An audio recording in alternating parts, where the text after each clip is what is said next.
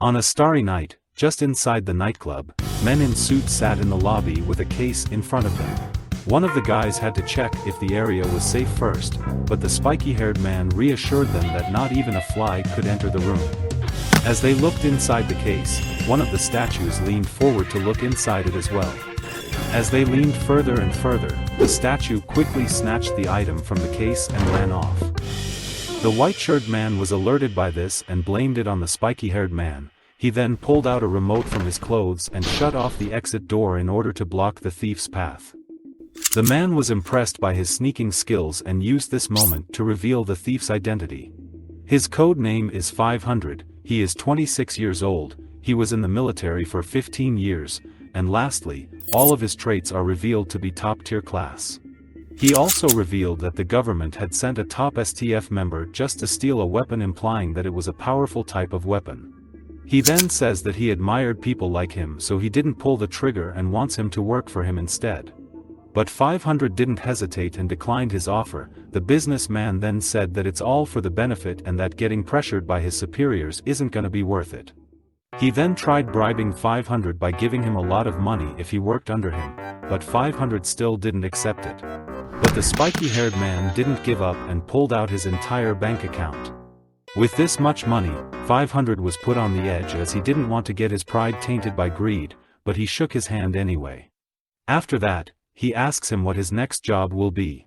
The man behind him was impressed by his power of persuasion, but the man couldn't help it. But to his surprise, 500 steals his gun from him and quickly knee kicks him in the stomach and turns the tables against them. The spiky-haired man thought he could deceive 500, but little did he know, he underestimated the capabilities of an STF member. He then throws out a flashbang and uses the moment to escape through the window. He stunts his way down and lands elegantly and finally finishing his mission. But soon after that, a truck came along, and thankfully, he was able to avoid getting EC-k'd. He continues to run, but then, the item he stole starts glowing and vibrating. A voice then came out of it, and suddenly, he got sucked into it before he could react. After a little while, he eventually wakes up and sees two people standing right in front of him. This little girl looked glad, but they later found out that something was wrong. As 500 looked perplexed in his current situation, Cece wondered if this man was even capable of defeating the demons. The old man then called out to her goddess Ija and asked her if this man could change their fate. And after confirming it, 500 is still mystified by his position and thinks that he's in some kind of game. As the two whispered to one another, 500 asked who they were and where he was right now. Cece ignored him and instead, she bubbled up her eyes and asked for her hero to help them. With 500 still feeling confused, Cece informs him of the current situation. The demon army has entered the capital and all of their warriors on the battlefield have died, so she and her grandfather are all that's left. Cece was desperate at the moment, but 500 still couldn't believe his current position and thought he was just on a movie set. Her grandfather then stated that his powers were not enough to oppose the demons outside the castle, so he used what was left of him to summon a warrior to help prevent the cause. With 500's mind on the edge, he's found himself in a troublesome spot. And in his conclusion, he declined to help them. He then states that he has no clue about the situation and that he doesn't want to involve himself in their war and that he has other important things to deal with. The old man didn't like his attitude and told him that he shouldn't let them die, but 500 tells them that he's only got one job to work on. Cece tried asking for his help again, but 500 still declined. She then became more desperate and begged for their hero to help them, but sadly, 500 still declined them.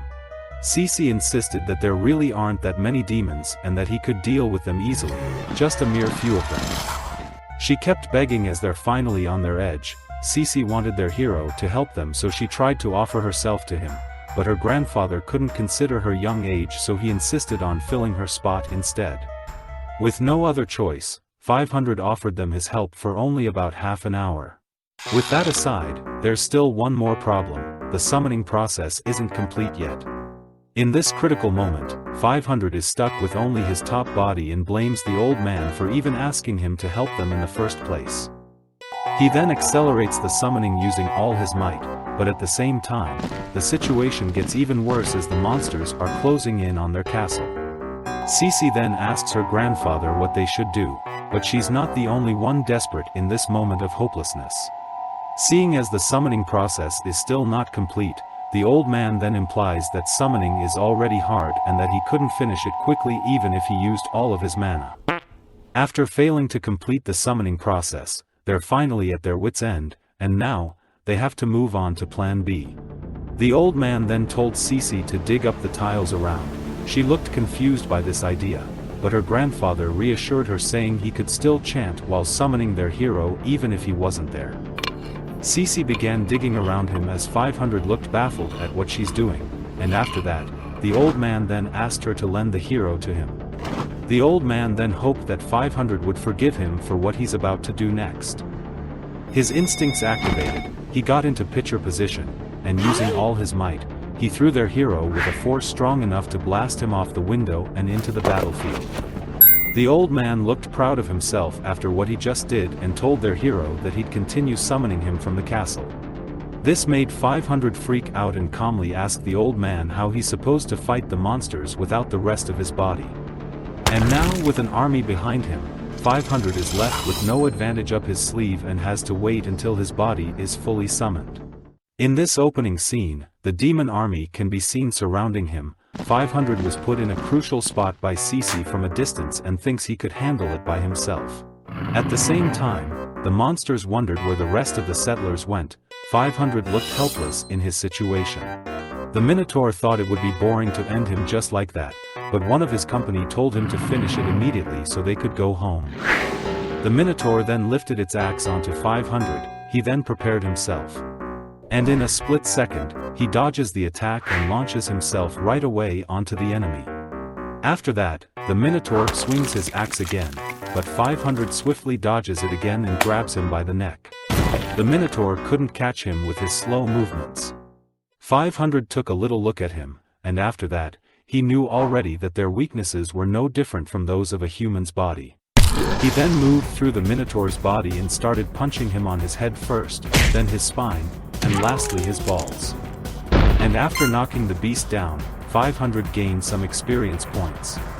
He looked new to the technology of this world, then he quickly opened his stats panel.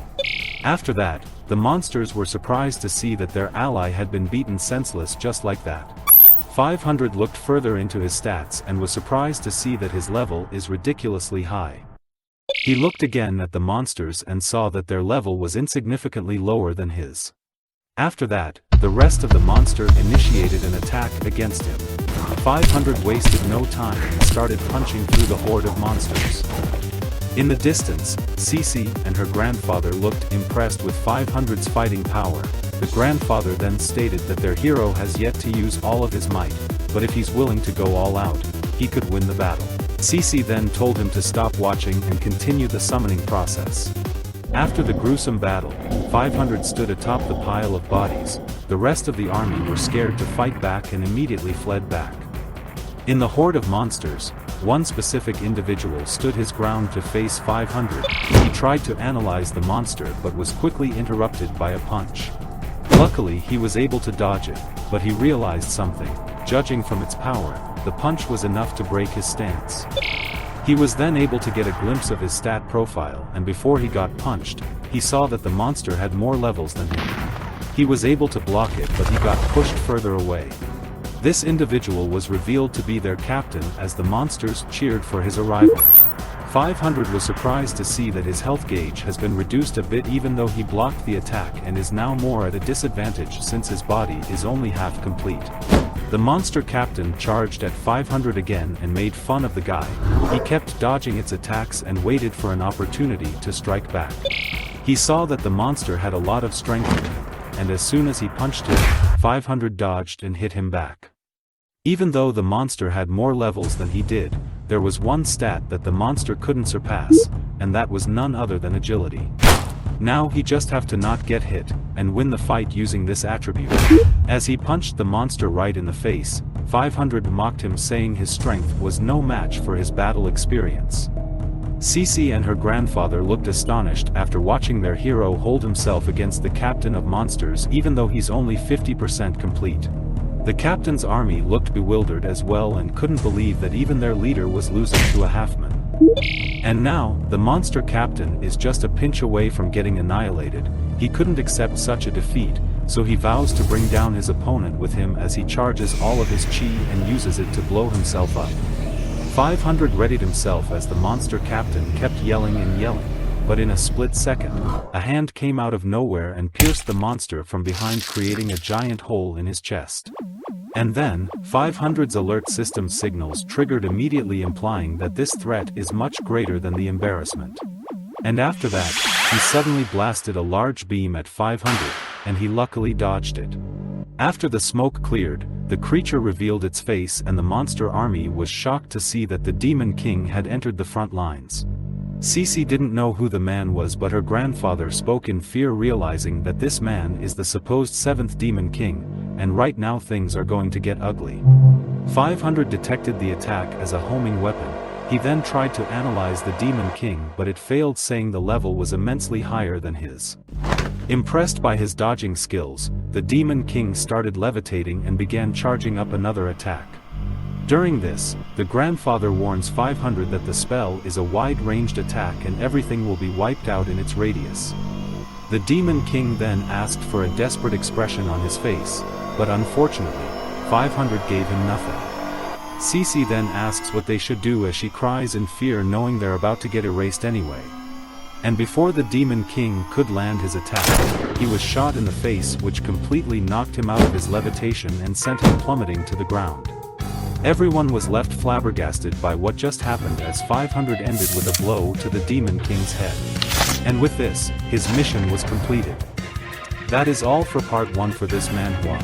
If you've enjoyed it, comment for another part, like, and subscribe.